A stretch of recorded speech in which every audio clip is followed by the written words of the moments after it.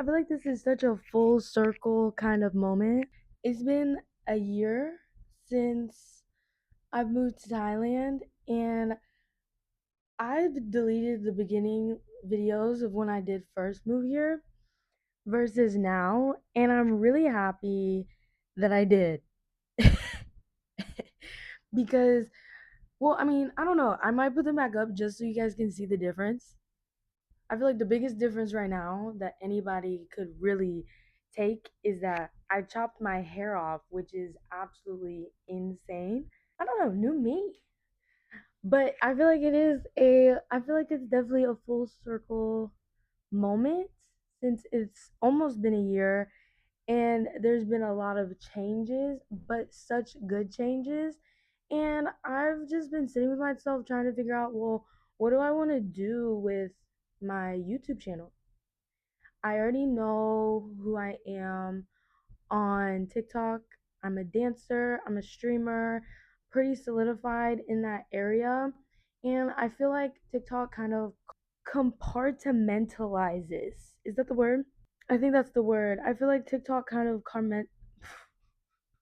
compartmentalizes. I think I'm saying that so wrong, but puts you in a compartment, a compartment of a niche. And once you're in that niche, you're in that niche. And my niche right now is dancing, streaming, and I moved to Thailand. And I feel like I can't really be my full authentic self. So I was like, why not just be that person on YouTube? I love reading, I love learning, I love talking, I love philosophical conversations, I love learning new words, I love language. I just love a lot of things. And I feel like with TikTok, it makes you look like you can't love a lot of things. Like you have to love one to two to three different things and be that person and love those things and be, in that little component of loving things. Me personally, I love so many things. I love candles. I love reading. I love language. I love jazz music. I love traveling sometimes. I love being in my own space. I love so many different things. And I feel like I can talk about those things here without feeling pressured, if that makes sense. I love podcasty vibes, but TikTok just really isn't for that, I feel. And I love intellectual conversations. I love intellectual friendships. I love meaningless friendships sometimes. Do I indulge in those friendships a lot? Not really. But yeah, I don't know. I love a lot of things and I want to be able to show every different part of me. The fun parts of me is more like TikTok. Like I'm a really funny person, but I can also be a really calm, chill, intellectual human being. So the thoughts that I had with myself today was that, the real like raw authentic Maya is in this notebook. She is in this notebook. And I do not sugarcoat a thing in this notebook because I know nobody's going to read it besides me. And I have to not be afraid of myself. And I wouldn't say I'm even afraid of myself, honestly, because I'm a Scorpio. So I love the worst parts of me and I love the best parts of me. And this book has anger, happiness, sadness, joy, frustration, every single emotion that you can think of, awkwardness, everything, absolutely everything. Anxiety, depression, grief, every little bit of emotion you can think of is in this book. And I finally finished it. I did. And I thought it would be an amazing idea for me to show my authentic self, which this is very authentic. This is like super authentic for me. And yeah, like I want to be consistent on the YouTubes because personally, I can't personally I can't show up on TikTok every single day as happy go lucky be Maya. I don't want to profit off of being unhappy. I can't show up live while I'm not okay, you know? So that's why I want to indulge more in YouTube so that when I can't show up live, I can at least show up on a video like this.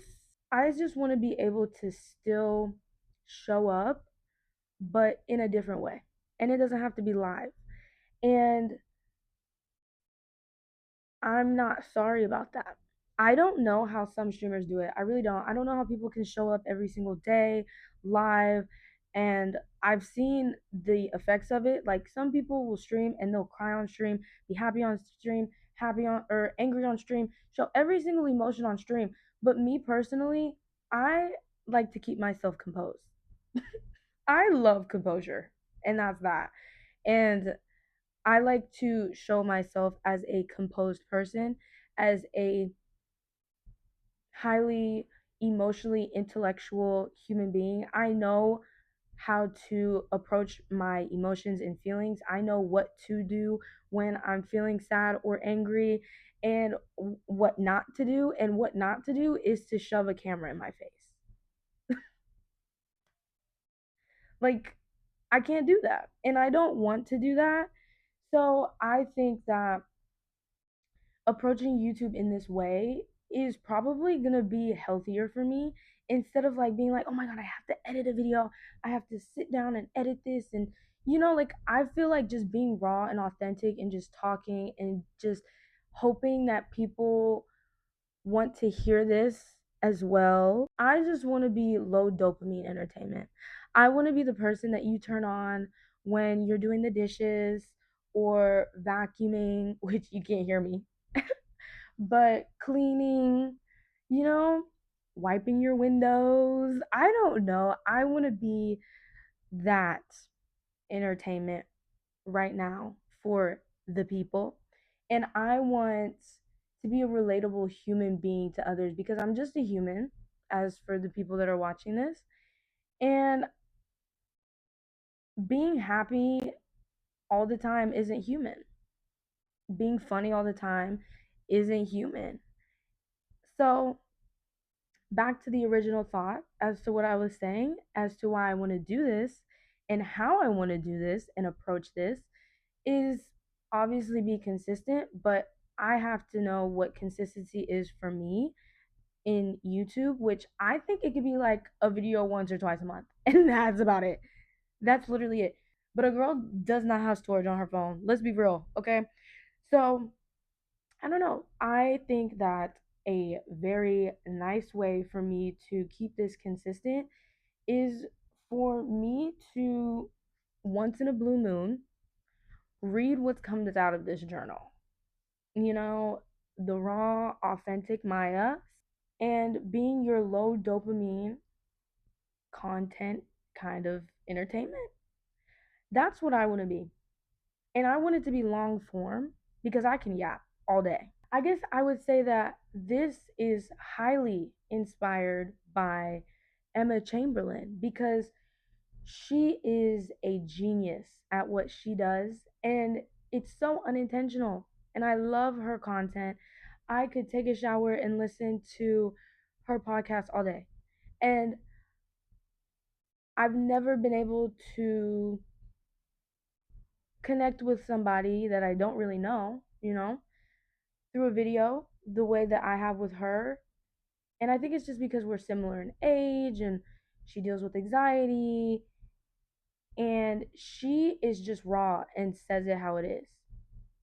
So I want to say that I'm highly inspired by Emma Chamberlain when it comes to this, but not like, ooh, I'm stealing her content. No, more just like I'm really inspired and I want to be that for somebody else as well. And I think it's highly important for people to be completely upfront with when they are inspired by somebody, or, you know, uses somebody as inspiration for their videos, because at the end of the day, everybody is original in their own, different way, their own different feng shui. Everybody is original in their own way. But I feel like it is important to be able to watch somebody and be like, oh my gosh, like, I like the way they do this, and I can express myself in a similar way, and not steal and be like, oh, like, I'm gonna steal every single word. Like, the videos that I see when people will be like, oh my gosh, this person stole my content word for word for word. That's crazy. That's actually insane. I could never. And that is why I'm fully saying this in my first video, well, reintroducing this YouTube channel, is that Emma Chamberlain is a big inspiration as for why I'm doing it in this format. And it is because it's so low dopamine, it's so relatable, it's not highly edited, and it doesn't, I mean, it probably does take time. I think it takes time because you have to have the intellectual highlights of being this human being to be able to put it into words and conceptualize it into words for another human being to feel it, see it, hear it, relate to it. So I think it takes a lot of deep learning as a human being to be able to sit here on this camera and try to make a relatable video and make people feel something, and make people, not even make people, but help people in some kind of way, and be like, oh my gosh, like, she thinks that way too, or oh my gosh, like, I can't believe that's how I thought of it, but she's just able to put it into words for me. So I don't know, that is how I want to introduce this channel, because I finally figured it out. And it has taken me a long time. It's taken me over almost a year to figure out what I've wanted to do. And I finally figured it out.